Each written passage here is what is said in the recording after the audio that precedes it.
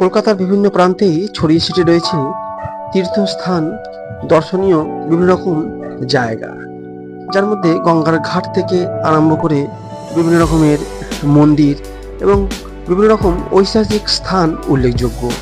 কিন্তু কলকাতার মধ্যে এমন কিছু কিছু জায়গাও আছে যেগুলো কিন্তু স্মৃতিসৌধ হিসাবেও বিখ্যাত। বিভিন্ন রকমের বিখ্যাত ব্যক্তিদের স্মৃতির উদ্দেশ্যে তৈরি করা সেই সমস্ত স্থানগুলি, সেগুলোও কিন্তু এক রকমের দর্শনীয় স্থানের মধ্যেই পড়ে। ঠিক সেই রকমই কিন্তু আজকে আমরা চলে এসেছি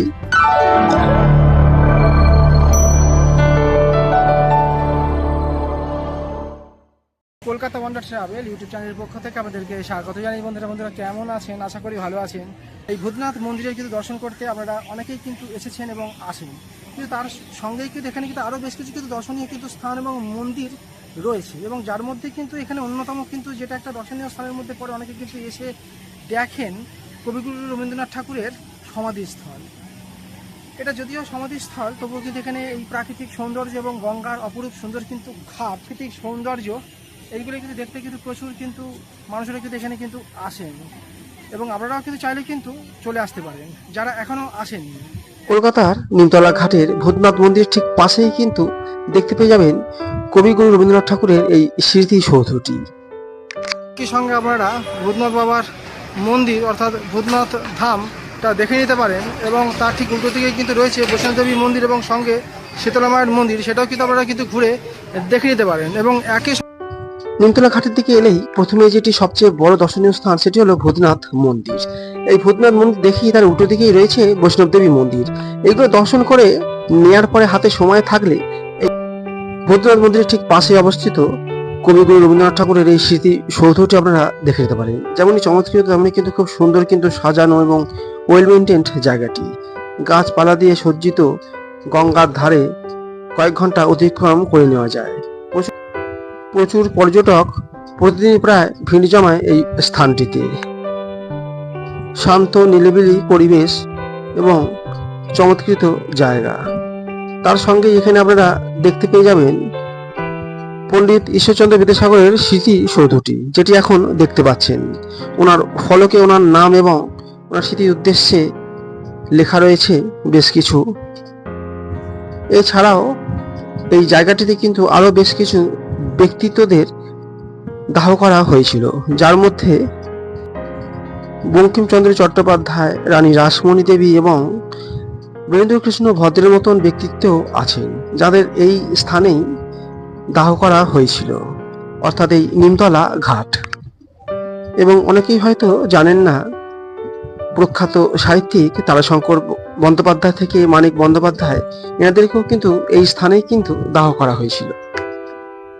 মূলত এটি একটি শ্মশান ঘাট হলেও মহান ব্যক্তিত্বদের স্মৃতির জন্য এই জায়গাটি কিন্তু একটি পূর্ণভূমিতে পরিণত হয়েছে। সেই জন্যই কিন্তু প্রচুর মানুষেরা দর্শন করতে আসেন এই স্থানটিতে।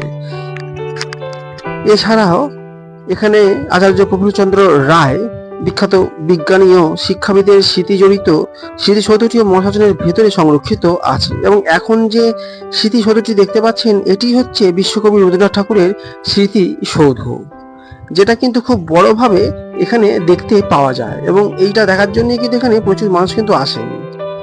কবিগুরু রবীন্দ্রনাথ ঠাকুর ছিলেন মূলত প্রকৃতি প্রেমী, তাই দেখুন ওনার স্মৃতিসৌধটিও কিন্তু কি সুন্দর পল্লী গ্রামের এক গ্রাম্য বাড়ির মতন দেখতে লাগছে। দেখতেই পাচ্ছেন এদিকে কিন্তু লেখা রয়েছে কবিগুরু রবীন্দ্রনাথ ঠাকুরের সমাধি প্রাঙ্গণ নিমতলা।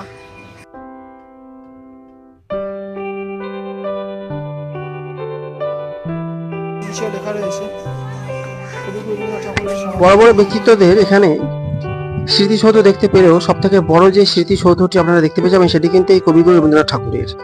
যেমনই সুন্দর তেমনই কিন্তু দেখার মতন এই স্মৃতিসৌধটি, এবং তার সঙ্গে কিন্তু রয়েছে অপূর্ব সুন্দর এই প্রাকৃতিক পরিবেশ এবং সঙ্গে উপরি পাওনা হিসেবে গঙ্গার ঘাট। তাই এগুলো কিন্তু এসে আপনারা দেখে নিতে পারেন।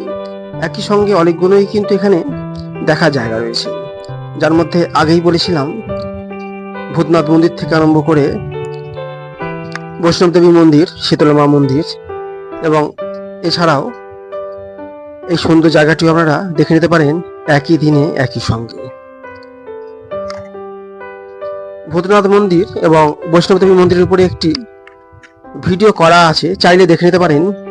ডেসক্রিপশন বক্সে লিঙ্কটি দেওয়া থাকবে। এই যে প্রাকৃতিক সৌন্দর্য, এইগুলো কিন্তু দেখতে কিন্তু প্রচুর কিন্তু মানুষেরা কিন্তু এখানে কিন্তু আসেন, এবং আপনারাও কিন্তু চাইলে কিন্তু চলে আসতে পারেন যারা এখনও আসেননি। এবং সমুদ্রস্থলের ঠিক উল্টো দিকে কিন্তু দেখা যাচ্ছে বঙ্গেশ্বর মহাদেবের মন্দির। আমরা এই পর্যন্তই।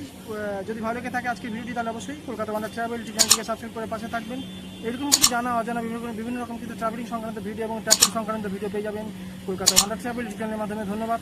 নেক্সট ভিডিও নিয়ে হাজির হচ্ছি কোনো একটি নতুন ভিডিওর সঙ্গে। ভালো থাকবেন।